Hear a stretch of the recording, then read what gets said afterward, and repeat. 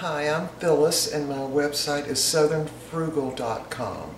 This morning, well, it's actually a little past 12, but I'm going to make some donuts the way we made them in 1955. Now, I learned how to make these at my friend's house. We were both, I'm guessing, 10 years old, and she was allowed to do some cooking on the stove. Now, everybody back where we lived had gas cook stoves, and my mother didn't allow me to cook on it at that age, but her mother did. So she showed me how to make these little donuts. Now, what you used back then was the Pillsbury refrigerated biscuits.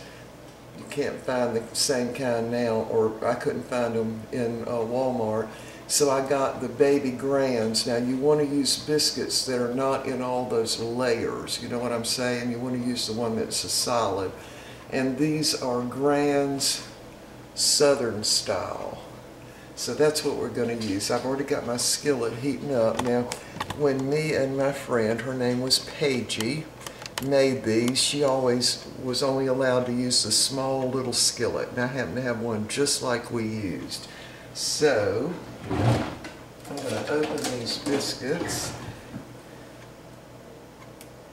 and we're going to make some of those biscuits, some of those donuts, excuse me.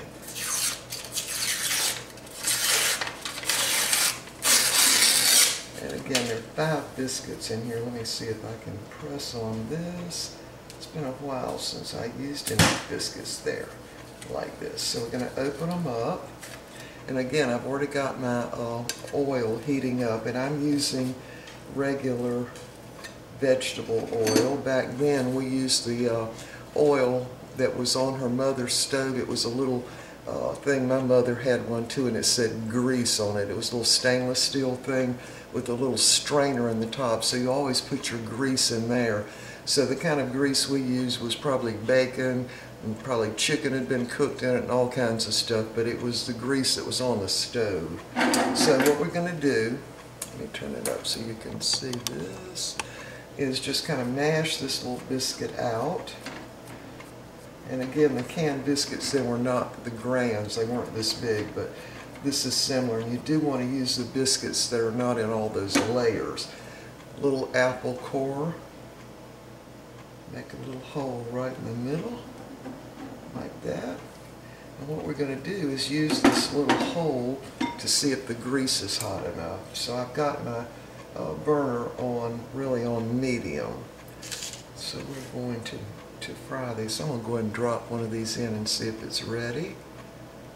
And it's not. So I'm just going to leave that in there. Yeah, so we'll talk a minute while the grease is getting hot. So my friend Paige taught me how to cook a lot of things because we were not allowed to do it at my house, so we went to her house. And she also showed me how to fix a fried bologna sandwich. Now, my daddy wouldn't allow us to have hot dogs or bologna.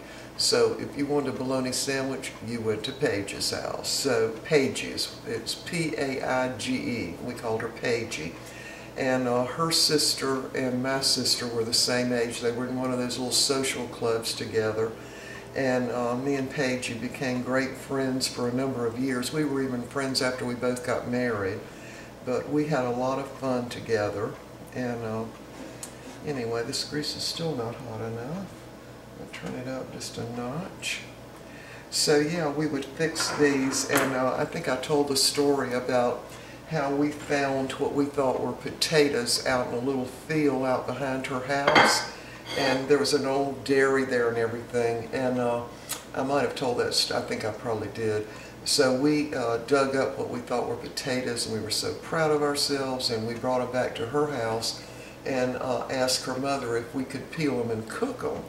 And she said, oh sure, and we wanted to cook them on, her mother would let them have a little fire outside, sort of beside the house in an area that didn't have any grass. And so we had an old pot we used, and we boiled them. And so her mother must have had a great time with this, because we boiled them, and sure enough, they got done. And we brought them in the house, and we had them in our little bowls. We were sitting at the table, And her mother said, well, what do y'all think of those potatoes? We said, oh, they are delicious. They were turnips, y'all. We didn't even know the difference. Yeah. So her mother got a big chuckle out of that. But we ate them. They were good. Of course, they had a kind of a fiery, smoky taste to them. So, yeah, we thought they were potatoes. My grease still isn't hot enough. I'm going to turn it up a little bit more. In the meantime, let's just go ahead and do the rest of these biscuits while we're waiting. There are 5 of them in this little can thing here. So we're just going to go ahead and do all of them at one time. Well, I mean, we'll cook them one at a time, but you want to mash them out or kind of roll them out a little bit, like that.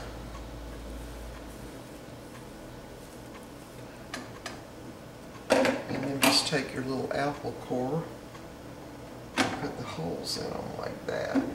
Now, as I recall, we didn't have, or her mother didn't have an apple core, and so what we would do is kind of stick our finger in the middle of them and make a hole. Like Doughnuts. Yeah, anything that me and her cooked, little things like that, we always thought were delicious. Where if your mother cooked them, you probably wouldn't even eat them. All right, let me see if the grease is hot enough now. We're going to drop in one of the little holes. I believe it's hot enough. Yeah, it's hot enough now. All right, I think we can cook 2 at one time. So we're going to put one there and one right there. Let me move y'all closer so you can see better. So what you do is let them cook on that one side. Then when they start getting brown on that side, you'll just flip them over. This would be a good thing for kids to do, except, you know, you'd be a little concerned about them using hot grease like this. Now, her mother let us use the little skillet, but we couldn't use her big skillet because we would have loved to have cooked them all at one time, but she didn't allow us to use that, but she did allow us to use the little small skillet. And also, as I think I mentioned, that everybody in our area had natural gas, and so all the stoves were natural gas, which I love to cook on natural gas. Yeah, I just think you can control the heat and everything probably easier. I think I still need to turn that up just a notch or 2 there. So once they get done, what I'm going to do is drop them down while they're still hot in some confectionery sugar and coat them with that. Let's see if that's getting brown a little bit. It is.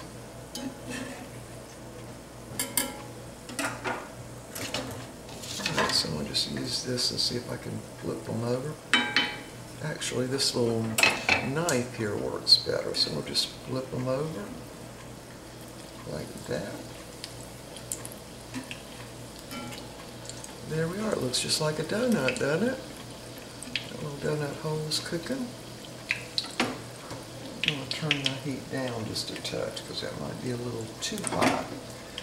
So as soon as it gets done, we're going to coat it with the confectionery sugar. Now, I recall us also using regular sugar and cinnamon to dip these in once they were done. Yeah, me and Paige had a lot of fun growing up. We were in the same grade, but we weren't in the same room. We didn't have the same teacher. But we were friends for several years there when we were growing up. And then after my father died, we moved back to North Carolina. And then I moved back to Virginia. And me and her became friends again. Her husband was in the military, and they ended up moving away. But we had a lot of fun together. All right, let me see if those are ready. I believe they are. See if I can do this like this. Take it out like that. And just put it right down in the confectionery sugar. coat it good. You don't want to touch it because it's definitely hot. And that grease on it will make it soak up that confectionery sugar like that. And we'll just put it over on the saucer to cool. Let's do this one too. Yeah, my little knife works better for getting these out.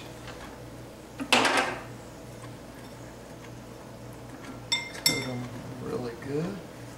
Yeah, we use, sometimes if her mom didn't have confectionery sugar, we would use just regular table sugar with cinnamon. That was good too.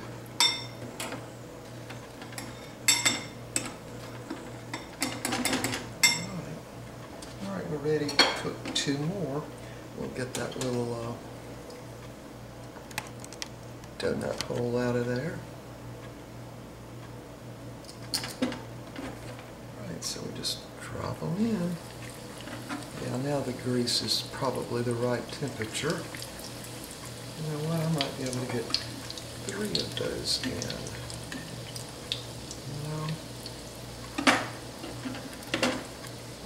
Alright y'all, I'm going to finish cooking these and we'll be back.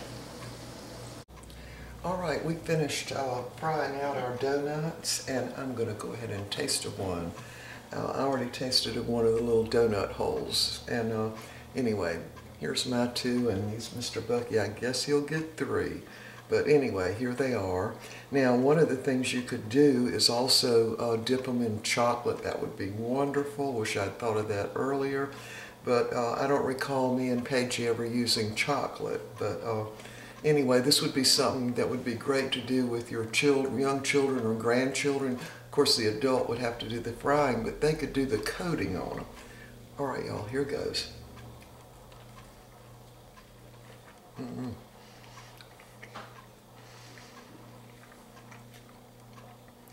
It tastes like a bakery donut and it's still warm.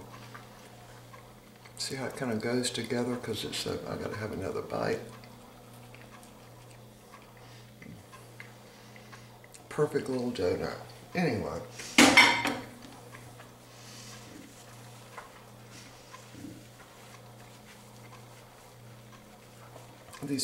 They're really good.